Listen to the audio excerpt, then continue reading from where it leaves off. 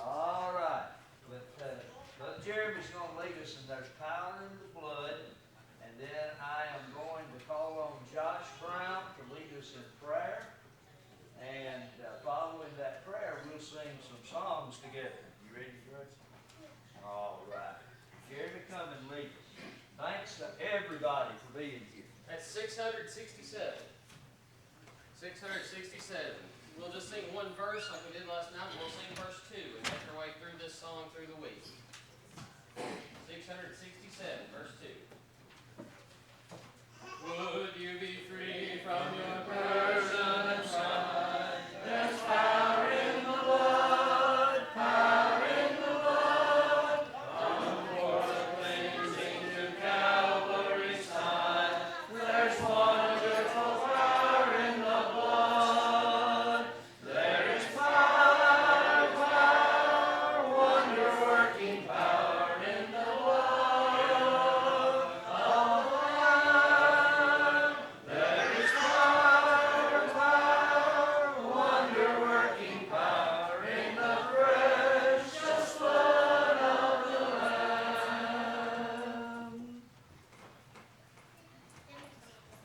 Our most gracious and loving Heavenly Father, we're so thankful unto you for this beautiful day that you blessed us with. We're so thankful for this opportunity that we have this evening to gather together as brothers and sisters in Christ. We're so thankful for all these little ones that we have in attendance for this VBS that we're performing this week, Heavenly Father. We pray that you'll continue to bless us each night, and we pray that we can have many visitors and much success from it. We pray that you be with all the little ones, be with the adults as we go through our classes tonight. Pray that as we study, we can listen intently upon your word, Lord, and apply it to our daily lives and be better Christians each day. Pray that you will go with us throughout the remainder of this service. Pray that everything that's said and done tonight will be in accordance with thy will. This way, humbly pray in your Son Jesus' name. Amen. Jesus loves me, this I know, for the Bible tells me so. Little ones to him belong. They are weak, but he is strong. Yes, Jesus loves me. Yes, Jesus loves me. Yes, Jesus loves me. The Bible tells me so. Jesus does love the little children, doesn't he? Yeah. Jesus loves the little children, all the children of the world. Red and black and white, they are precious in his sight. Jesus loves the little children of the world. Jesus died for all the children, all the children of the world. Red and yellow, black and white, they are precious in his sight. Jesus died for all the children of the world. And Jesus will come for all the children, all the children of the world. Red and yellow, black and white, they are precious in his sight. Jesus will come for all the children of the world. We hadn't sung this one in a while, I don't believe. Used to sing this when I was a kid, and Brother R.C. Walker taught me this song. Let's see if we can remember.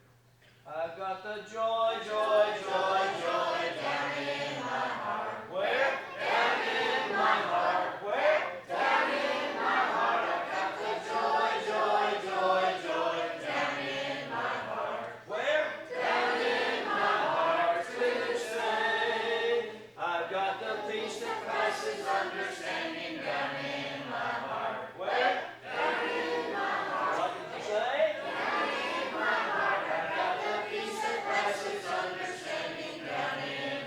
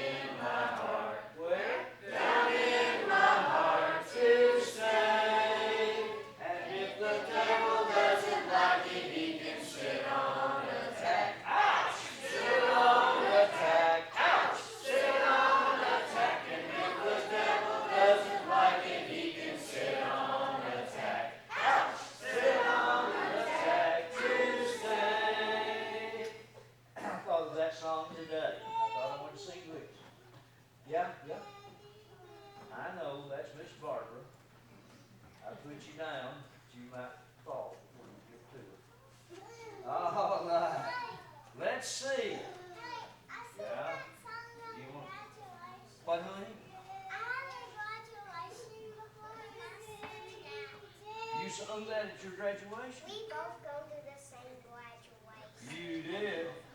Y'all going to go to school anymore since you And graduated? Mr. Redwood, I'm open to the Really?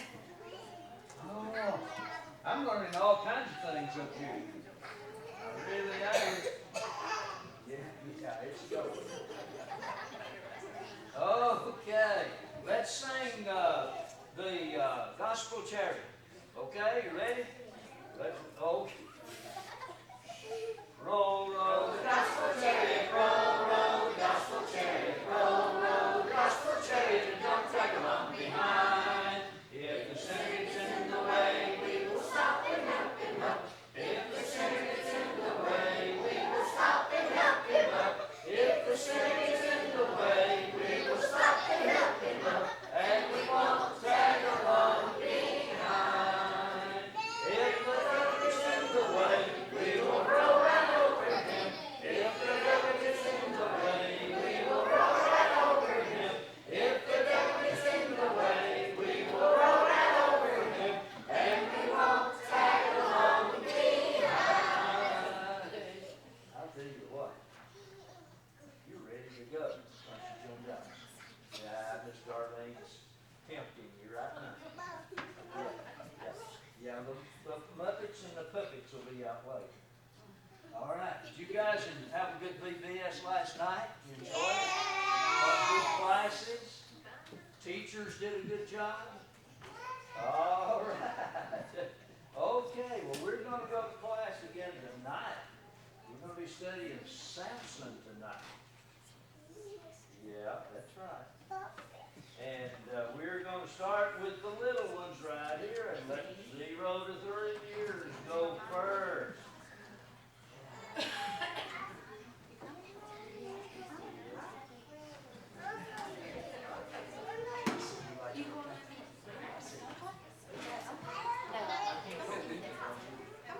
Whoop, whoop, whoop, whoop.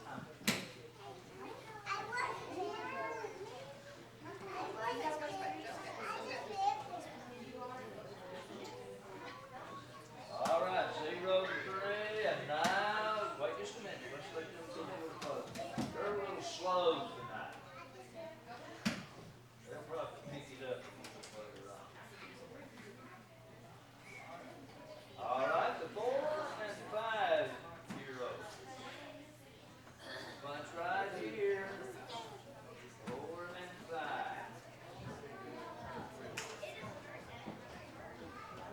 Go.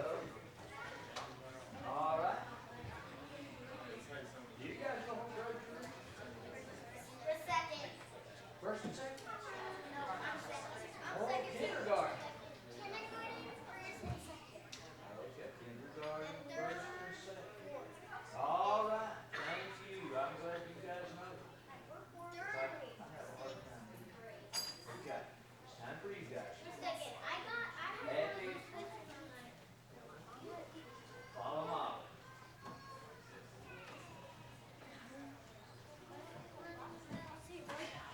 Samson, strong man.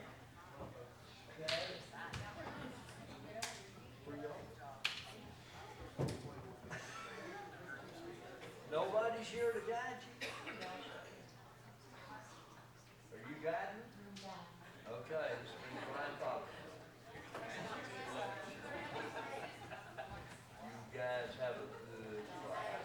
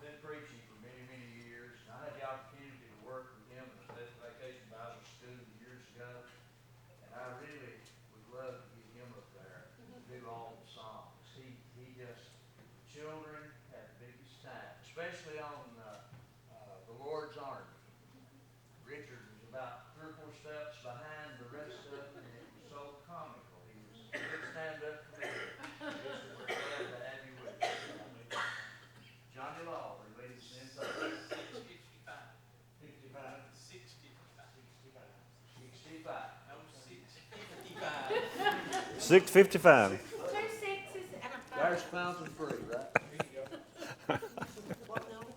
6:65.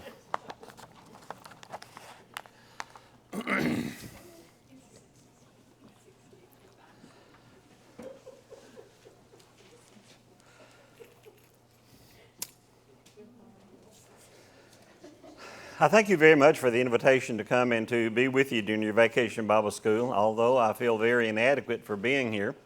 I tend to like to have discussions, so if you have something to say and you want to make a statement or a suggestion, that's really good. Seems to me whenever there is class interaction that we can pick up more and learn more from what the Bible says. And so if any time that you want to say something or whatever, just let me know, and we'll make sure that we get that in there, and you can make your thoughts known also. I think that without too much hesitation, I can say that we all have times whenever that we're stronger than we are at other times. I think that all of us have areas whenever that we are weaker and we're more prone to give in to temptation, yield to those temptations than we are to other times. But you know, whenever that I think about Samson, that's going to be the topic of our discussion this evening, I don't think that any of us really want to compare ourselves to Samson, either where it comes to the strengths of Samson or the weaknesses of Samson. Samson lived in a time whenever that there were judges in Israel, before that there was any kings whatsoever. And in the book of Judges, there are several repetitions whenever that the judges would come into power. They would stay in power for a period of time, and then they would pass their usefulness, and then there would usually be a period of decline, and then there would be another judge that would be brought into service. Now, God made the choices of who these judges were going to be, and He chose the right man for the right time, so that each time that there was a period of falling, that they could be brought back to their obedience to the Lord. Samuel was the 13th judge of Israel, and probably the best known of all the judges that we have. Probably, close to anyway. His period of time was somewhere around 1150 BC, whenever he did his service. The Israelites had been into captivity under the Philistines, who was their arch enemy virtually throughout the history, and they had been subservient to the Philistines for about 40 years. So God decided it was time for Him to make a choice, and He was ready to make a change, and He was ready to bring a judge. So He made this choice of who was going to be the next judge of Israel, and He made this choice before the judge was even born, which sounds just a little bit unusual for us and a little bit strange for us. But this is not the only thing that is very strange about Samson and the rule that the time that he served. And he was judge over Israel for 20 years. During this period of time, Samson is not known because of any of the wise rulings that he made. Samson is not known because of the power that he had as far as the influence that he had through his country. He is not known because of the peace and prosperity that he brought to the land. He's not known for any of these things whatsoever. Basically, Samson is known for his tremendous physical strength and also his debilitating spiritual weaknesses, which brings us to the strengths and the weaknesses that we have in this judge of Samson. The story of Samson is told in Judges chapters 13 through 16. And this is basically all the information that we have about Samson, and this tells us about his life. There's not a doubt in my mind there are a lot of things about Samson that is not told. There's not a doubt in my mind that there's not a lot of strengths that Samson had that is not told. So we just have to take what the Bible tells us, and we have to live by faith, and we have to trust that everything that is told to us should be used so that we can learn, so that we can make advances, so that we can better serve the Lord, and so we can be what that He would have us to be. what amazes me whenever the Bible begins to tell us the story of a person's life, it tells us not only his strengths, but it also tells us the weakness that he has. It tells us not only about the good things about a person, but it also tells us about the bad things. It tells us about his virtues, but it also tells us about his vices. It tells us about his successes, and it also tells us about his failures. Now then, whenever that we, as uninspired people, whenever that we are telling a story, whenever we're reading from historians, sometimes we have to read more than one account of that incident before that we get a full, rounded picture, because uninspired people, they tend to write according to the way they feel. So if they have a particular thought pattern about any situation, then that's what they will write about. But whenever Bible writers write, they tell the whole story. They tell the good stuff right along with the bad stuff. It's kind of like a story that I read, and it's written by a man whose name was Oswald Sanders, and he was writing about a man, Oliver Cromwell, whenever that he was having a portrait painting of himself.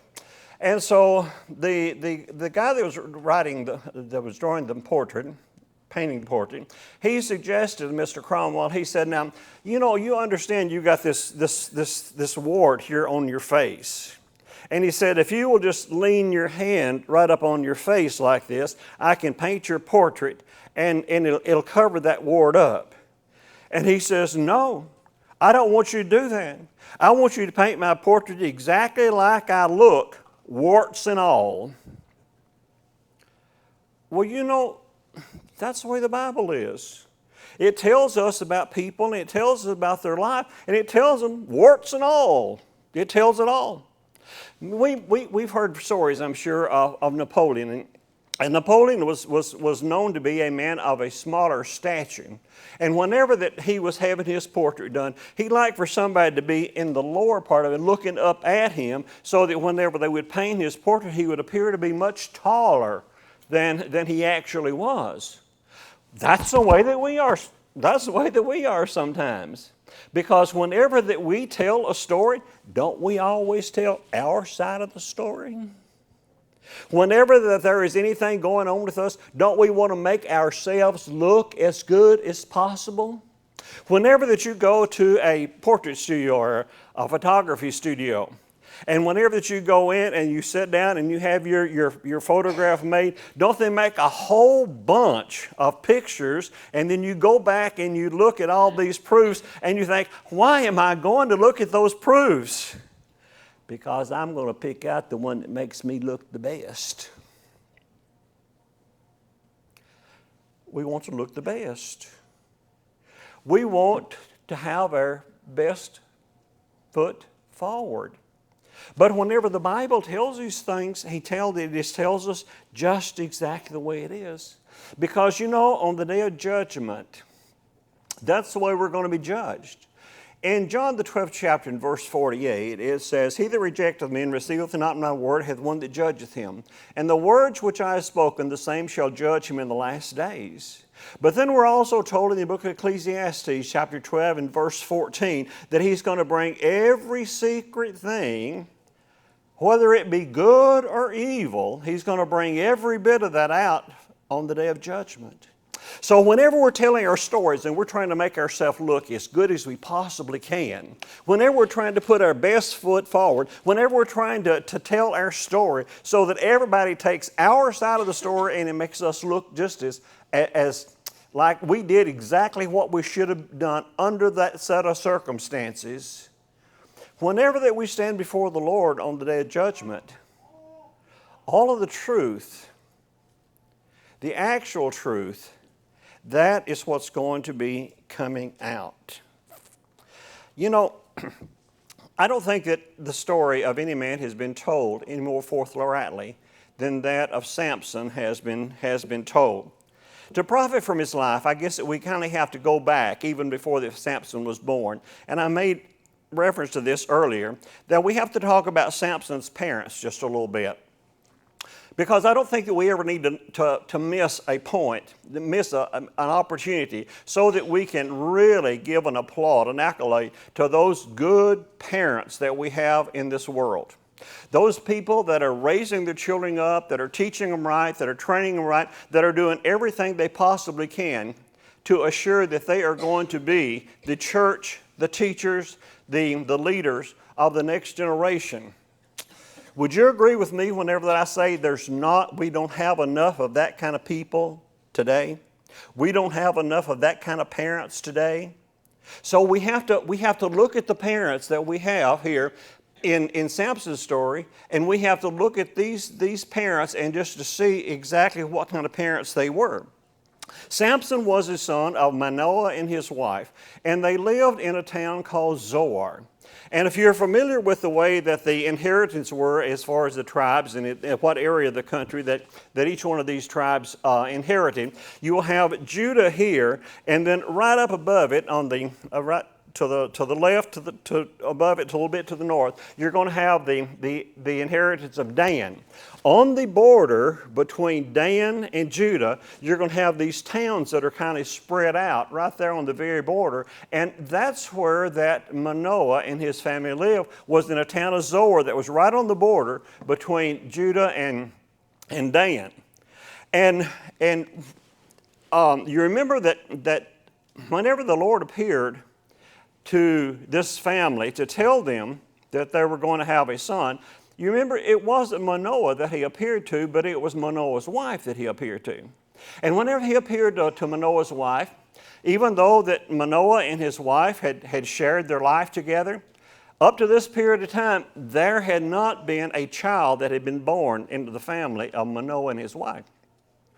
So whenever the Lord appeared to him and to her, and he appeared to her by the way of an angel, of course, he told Manoah's wife that she was going to have a child, and he told her how that they were to raise him, train him, and told them the restrictions that he was going to be putting on the life of this child. Well, the first thing that Manoah's wife did is she went and told Manoah what was going to happen and about this child that was going to be. Manoah had not been a father. They didn't have a child before. So Manoah, he went right to the Lord and he prayed to the Lord and he said, send that angel back. I've got some more questions I want to ask him. There's some more things that I want to know before this child comes along. And you know, the Lord did that. And he sent this angel back. And do you know the question that Manoah had for this angel whenever he got back? And it's right there in Judges chapter 13 and verse 12. How shall we order the child, and how shall we do unto him? I want to know how you want this child raised. I want to know how you want this child taught. I want to know exactly what you want this child to become. Well, he had already told his wife, I want him to be raised as a Nazarite. In fact, he told Manoah's wife, I want you to start right now. And I want you to live this life as a Nazarite also. Well, pretty much being a Nazarite, it encompassed three things. Number one is that they would not eat or drink anything that was from the vine. They would refrain from cutting their hair, and they would not touch anything that was dead or that had died. And we think, but wasn't grapes the most well-known and best used fruit of the entire country, of the entire nation? Yeah. Wasn't grape juice something that they drank all the time? Yeah. Was it against the law for any other person, any other child, not to have their hair cut? No. So you mean to tell me, right from even before this child was born, the parents had to start making these plans that this is the way we're going to teach the child, this is the way we're going to train the child, and it's going to be different from everybody else in his school? Everybody else in his community, everybody else in his congregation, he is going to be different. Because while they're eating their grapes, he can't have any grapes. While they're drinking their grape juice, he can't have any grape juice. Whenever they're having their hair and all these modern styles that kids have, he can't have his hair cut. He's going to be different. Can you think of the sacrifice that they had to make? The commitment that they had to make if they were going to raise this child like this. You know, this tells me, as parents of children, if we're going to have good kids, if we're going to have good teenagers, the best thing that we can do is to be good parents. If we're going to raise children to be what they need to be, then we need to be what we are told to do by God's Word also. I can remember hearing Brother James Watkins, and I'm sure that he's told this story lots and lots of places. He said that when his daddy gave him advice many years before this, whenever he was young, he said, "Now son," he said, "don't have anything to do with alcohol or wild women and you'll be okay." He said he didn't know what wild women was. But he said he didn't have to be in the military very long before he found out what wild women was. And he said, you know, I listened to my dad and I did what my dad said, and not only were things okay for me, but they were also okay for other people that was with me whenever we were out on leave or doing various things. He said that, you know, because they followed my lead and it kept them out of trouble also. I will say that the devil has got his work cut out for him for all the advancements he makes in homes where the Bible is taught and where the Bible is practiced and where the Word of God is instilled in the lives of children. There's not a doubt in my mind. There's no doubt about it that when in our homes we should by all means accentuate the positive and remove as much of the negative as we possibly can for their lives. There's an old adage that says, as goes the family, so goes the nation. We got work to do. So now we think about whenever that he was raised in this situation, what kind of life did he live? So we think about the strengths. As long as Samson remained a Nazarite, he was just unconquerable. He, of all the judges that we read about in the entire book of Judges, and we have the history of several of them, he is the only one that did all of his work single-handedly, all alone. He never called for any armies to be rallied around. He never asked for any assistance whatsoever. He did it all by his own, all by this unconquerable strength that he had because of his faith in the Lord. Now then, there's so many things about Samson's life that we might want to wonder about. There are so many questions that we might want to wonder about. There are so many strengths that he may have had that we may question. But we're not told that. We're not told how he managed his court. We're not told about his wisdom. We're not told about his judgment. We're not told about Israel's manner of life whatsoever while he was in power. In fact, there's an entire generation of this 20 years while that Samson was ruling over Israel that we know nothing, absolutely nothing about as far as the people, their lives, their circumstances, or anything that they encountered whatsoever. It's like it's blank. Because all we have is these 4 chapters that talk to us about Samson and all the things that Samson did. But then there's some things that we know about. We know that this complex story that he talks to us, gives us, it talks to us about the negative effect that we have as far as mixed marriages are concerned. In 2 Corinthians chapter 6, at verse 15, it says, "In what concord hath Christ with Belial, or what part hath he that believeth with an infidel?" So we know that mixed marriages are not always good. We understand the laxity as far as the carnal relations are concerned. We know what can happen whenever that we play with temptations that we read here in Judges chapter 13, Judges chapters 13 through 16. C.W. Ernest, he makes a statement.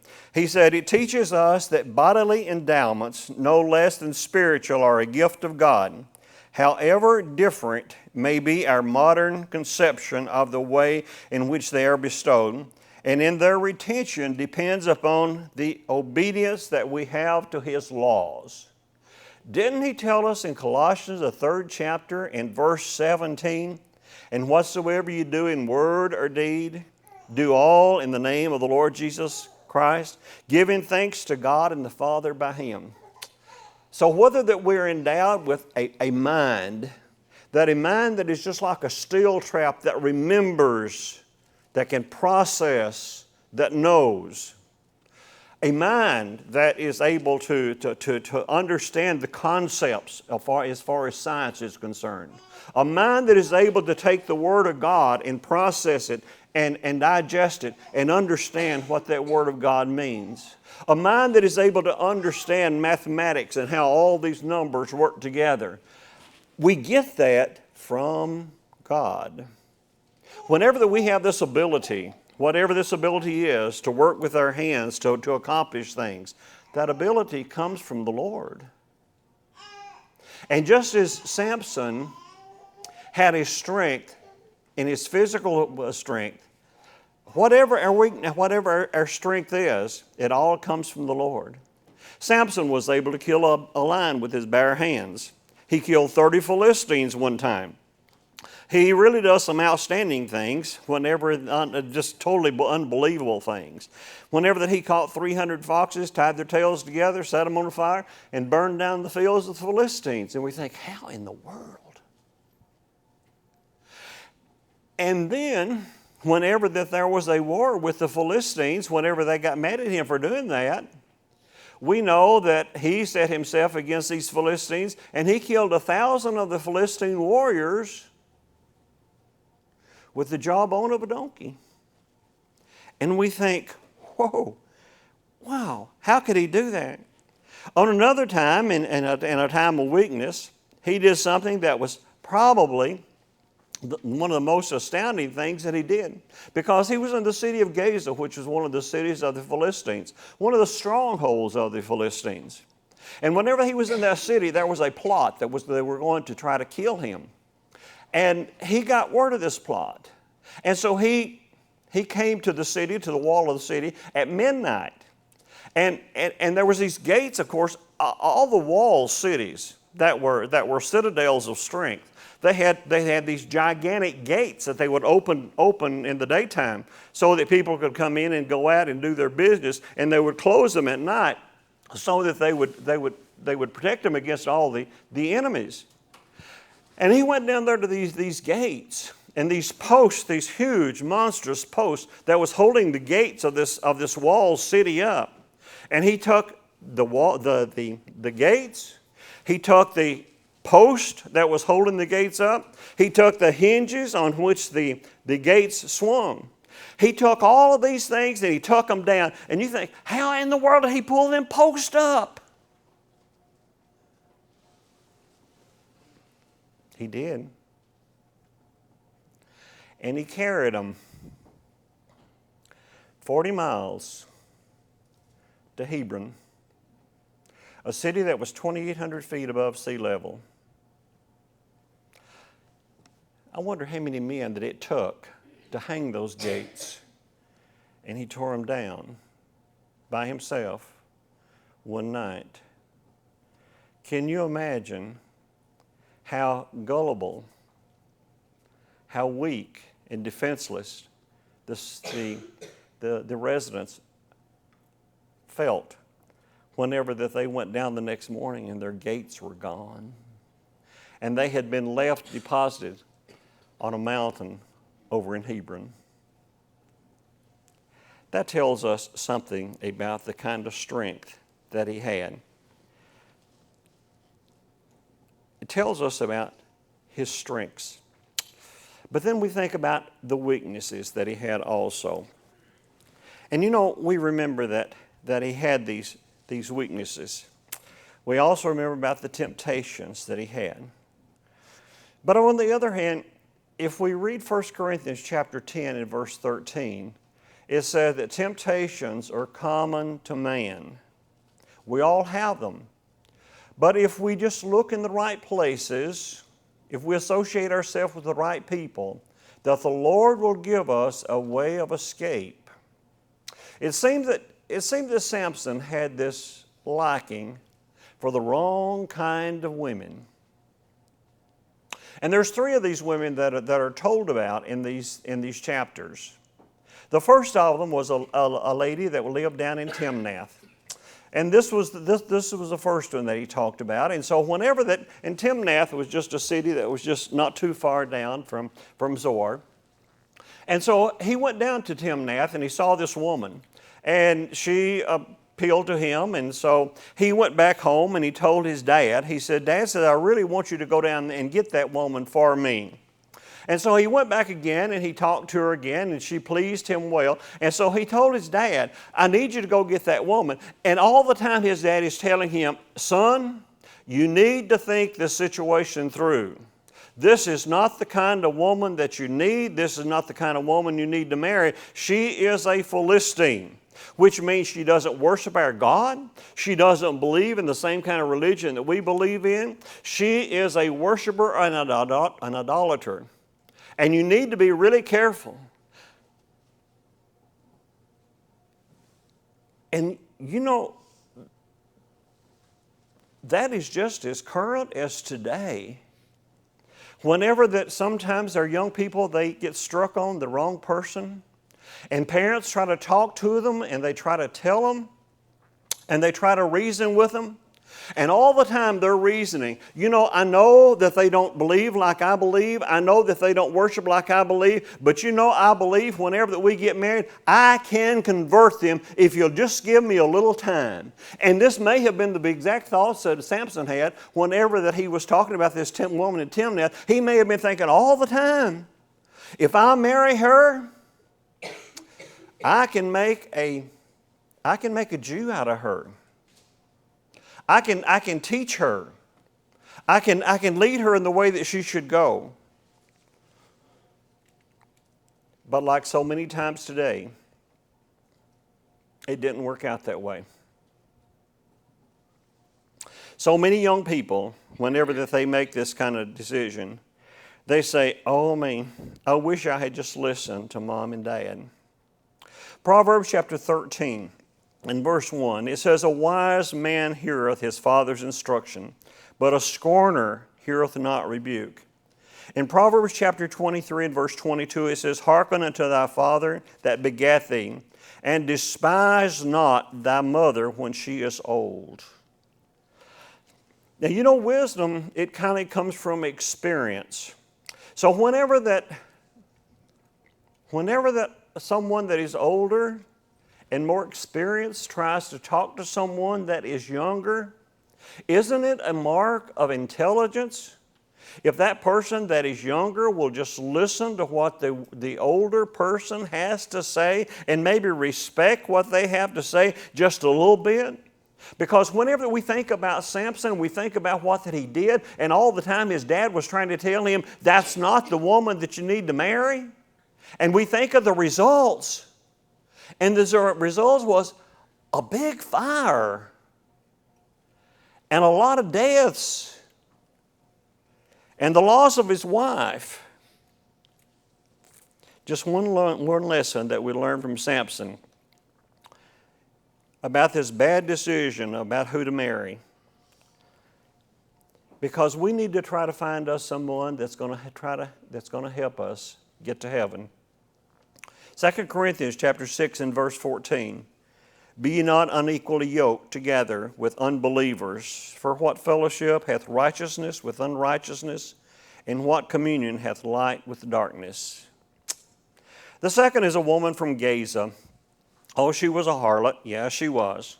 And Samson violated God's law of purity whenever that he went and had a visit with her. And even though that he had great strength, he was paving the way so that his enemies could come and could take him and could take him to be their captive. I guess this teaches us that we have to be careful about where we go and what we do. We're told in the book of Psalms, chapter 1, in verse 1 and 2, "Blessed is a man that walketh not in the counsel of the ungodly, nor standeth in the way of sinners, nor sitteth in the seat of the scornful. But his delight is in the law of the Lord, and in his law doth he meditate day and night." You know, if Samson had been doing that, he may not have been engaged in doing the things he should not have been doing. And then there was that lady that we most know about, and her name was Delilah. She was Masoric. You know, the Philistines, they told Delilah, they said, "Delilah, if you will just talk to him, and if you will just find out the source of his strength, we're going to give you some money." And so Delilah, she did this. They got to be really, really good friends. They got to be really, really close. And so she began to very gently ask him questions about where his strength came from. Well, he put her off a couple of times, but finally, after that she had said, "You don't love me. You don't care anything about me," used all of these ways to manipulate him. He had absolutely no intention of telling her wherein lay his strength. He had absolutely no intention whatsoever of giving in to that temptation. He had absolutely no intention whatsoever of allowing Delilah to lead him astray. He had absolutely no intention of falling from the grace of the Lord. But in that moment of weakness, he said, "I've never had my hair cut. I've lived the life of a Nazarite." And he went to sleep on her lap. And he called the Philistines in, and they cut his hair. If we're not careful, under the right situation, listening to the right people, we'll be convinced that sin's not so bad.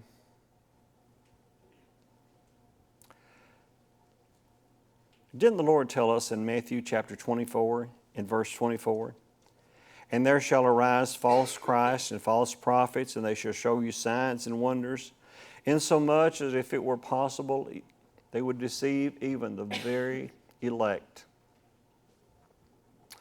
We have folks like that today.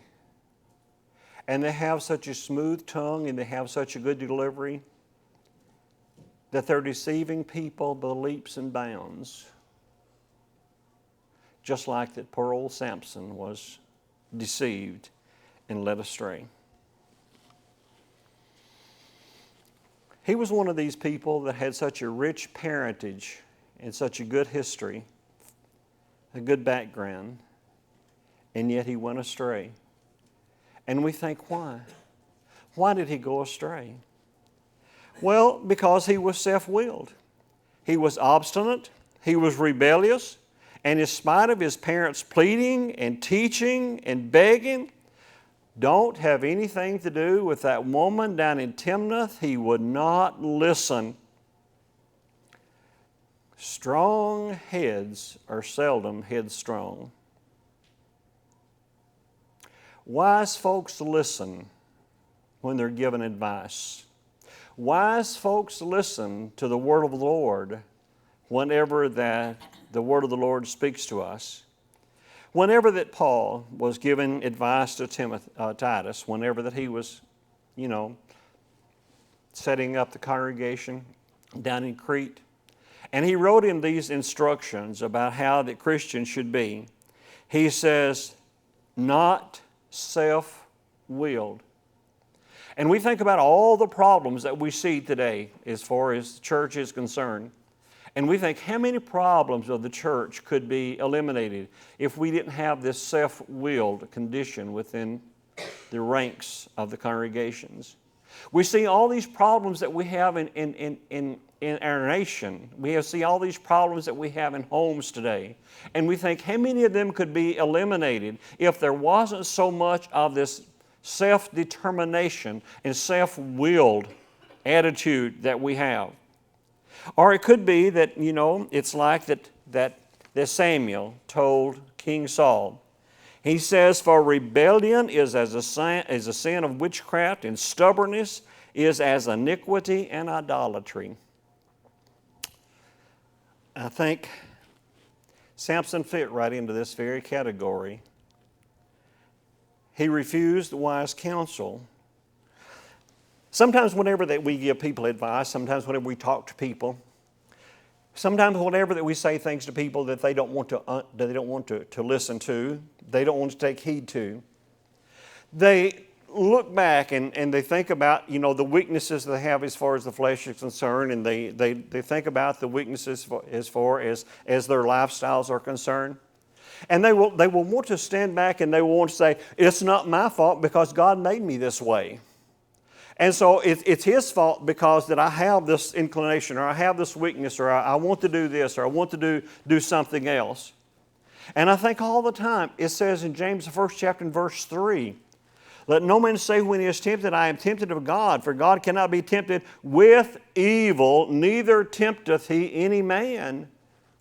And all the time we're thinking it's not the Lord that's tempting us to do wrong, that's making putting this evil in our bodies. But it's Satan that is deceiving us and is leading us astray all the time. And when we look at Samson, we know that whenever that he refused wise counsel, whenever he didn't listen, whenever he was determined to have his own way, it wasn't the Lord. It was Satan that was doing that. And he chose evil associations. Whenever he decided that he was going to be friends with a lady down in Timnath, whenever he decided to go over to Gaza, whenever that he decided that he was going to have a relationship with Delilah. It's always a sad day when the people of God feel like they've got to go out with the people of the world in order to have a good time. Because the people that should make us the happiest are the people that we're going to spend eternity with. The people that we're going to go to heaven with. The people that we're going to live with forever. Elsewise, if it's those people of the world that we go to have fun with, we might be with them forever also. The Bible has a lot to say about the child of God and his associations. Notice what he says in 1 Corinthians 15th chapter, verse 33. Be not deceived, evil communications corrupt good manners. In Proverbs chapter 4 and verse 14 it says, enter not in the path of the wicked, and go not in the way of evil men. Parents have got to be concerned not only about the friends that they make and they have during this life, but they've also got to be concerned about the friends that their children have and the way that they are being influenced also. Samson is a prime example of whenever that his strength became his weakness. Paul was a person that suffered a lot, and he underwent a lot of persecution because of the things that he did, because of the life that he lived, and because of the truth that he taught. And he made a statement in 2 Corinthians chapter 10 and verse 12, when I am weak, then I am strong. And I think that Samson is a prime example of when he was strong, then he was weak, because he did that. And we think, how did he do that? Well, his self-confidence. I will go out. I can do this. But he couldn't. He was self-ignorant. He knew not. He didn't know his strength had left him, but it had. His self-weakness, the Philistines laid hold on him. His self-darkness, they put out his eyes. The self-degradation, they brought him down to Gaza. His self-bondage, they bound him with fetters. His self-drudgery, because they put him in the grinding house to grind. His self-humiliation because they called for Samson to make sport of. Living outside the fold of Christianity doesn't pay. It doesn't render any useful good whatsoever. To give in to temptations, to give in to Satan regardless. We may think that we'll never do that. We may look at people in the world and we may make that statement, I will never do this. But then I think about 1 Corinthians 10:12, where for him, let him that thinketh he standeth, take heed lest he fall. I don't think that we can ever be too confident. I don't believe that we can ever be too sure of ourselves. I believe this is the reason he tells us in 2 Corinthians, the 13th chapter, that we should examine ourselves, that we should keep a very close watch, a very close eye on ourselves to make sure that we're not the one that are stumbling, that we're not the one that are falling, that we're not the one that is causing someone else to fall. If we're going to be strong, then that means that we have got to live within the confines of the Word of God. Just like Manoah's wife. And just like the way that they raised Samson whenever that he was young. That's what the Lord wants us to be. Wants us to stay right within His guidelines. Because He tells us in Romans the 10th chapter, beginning along about verse 14, He says, how shall they call on me in whom they do not believe? And how can they believe unless they are taught? And then I think in Romans 10:17 it says, so then faith cometh by hearing, and hearing by the Word of God. There is not a doubt in my mind that whenever Samson stands before the Lord on the day of judgment, he's going to want the Lord to do exactly the same thing that Nehemiah asked for the Lord to do in Nehemiah chapter 13 and verse 31. Remember me, O God, for good. And I'm sure that every single one of us, we want the same thing. We want the Lord to remember us for good. Because when we look at Samson and we think about what a tremendous head start that he had on life, and how he was directed to go in the right path, and then he wandered away. His strength was beyond belief. And yet his weakness is almost unbelievable. How could he stumble? How could he fall? How could he do that? Sometimes we think that whenever we look at the life of Samson, we think, surely he should never have been appointed a judge in Israel. But then I think, the Lord appointed him as being a judge in Israel. And the Lord doesn't make mistakes. So he was the right man for the right time, just like Esther was the right person for the right time whenever that she was able to bring down her arch rival in her day. So it is for us. You know, we're living in a time whenever there's a lot of bad stuff that are going on in this life. There's a lot of things that are being approved that should not be approved. There is a climb, there's an inclination as far as life is concerned that should not be.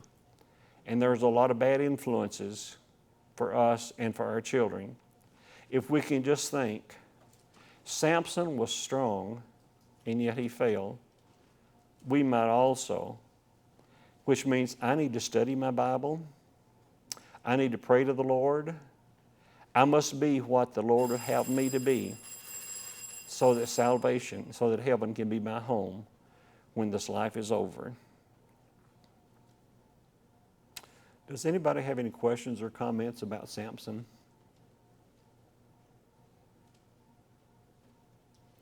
He was strong, incredibly strong. He was weak, incredibly weak, simply because there was the right temptation at the right time. Am I saying that Samson did not get things right with the Lord? No, I'm not. Because you remember what happened to Samson, because this is not the end of Samson's life. Samson, whenever that he was in that grinding house, and the Philistines wanted to make sport, they said, send for him and bring him up to the arena just so that we can look at him and laugh at him and make fun of him, the way that people do Christians today. And they brought him up, and he says, I just need to feel the pillars. And he told the young boy that was leading him, I just need to feel the pillars. And so the boy led him, and he felt the pillars. And he put one hand on one pillar and one arm on the other pillar. And then he prayed. He prayed to the Lord for strength. He prayed to the Lord that it would all work out. And then the Spirit of the Lord came upon him, and he had enough strength that he was able to bring down the entire arena. And he killed more at his death than he did all during his lifetime. Why do I think that he got things right with the Lord and he straightened things out before he died? Whenever that I turn to the book of Hebrews, chapter 11, and we know what chapter 11 of Hebrews is, it's God's hall of fame of the faithful. And what shall I say more? For the time would fail me to tell of Gideon and Barak and of Samson and of Jephthah and David also and Samuel and of the prophets. There he is with his strengths and with his weaknesses. He is in the Hall of Fame. If you're here tonight and you're not a member of the Lord's church, if you have been in times past and you have allowed the temptations of this world to get in your way, if the temptation of this world has kept you from being what you should have been, that is, a faithful, obedient child of God, the Lord wants you to come back. If you're here this evening and you have never named your Lord in primary obedience, having heard His Word, believed His Word, confessed that faith that you have in the Lord, repented of your past sins, the Lord wants you to be baptized and wash away those past sins and to live faithfully the remainder of your life. If you're subject, we beg you to come while we stand and sing.